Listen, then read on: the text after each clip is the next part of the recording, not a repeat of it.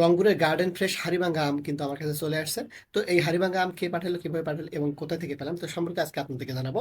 তো সকালবেলায় courier service থেকে আমাকে ফোন দিয়েছে যে আম চলে আসছে। তো যার কারণে আমি বাসা থেকে বের হয়ে দিকে রাস্তায় কিন্তু প্রচুর বৃষ্টি।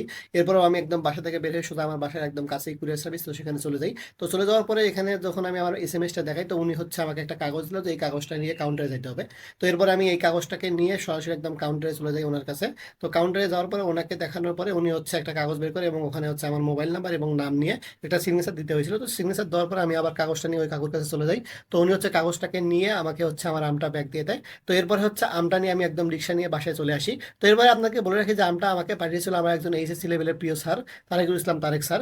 তো ওনার পেজটা হচ্ছে আমি আপনাদেরকে মেনশন করে দেবো। তো চলুন আগে বাসায় চলে যাই এবং বাসায় যাওয়ার পরে দেখবো যে আমটা কি অবস্থা এবং কতটুকু ফ্রেশ। তো আমি বাসায় আসার সাথে সাথে আমগুলোকে খুলে ফেলছি এবং দেখতেছি যে আমগুলো কি অবস্থা। তো এই যে হচ্ছে স্যারের পেজটা, অবশ্যই স্যারের পেজটাকে আপনারা ফলো করতে পারেন এবং এই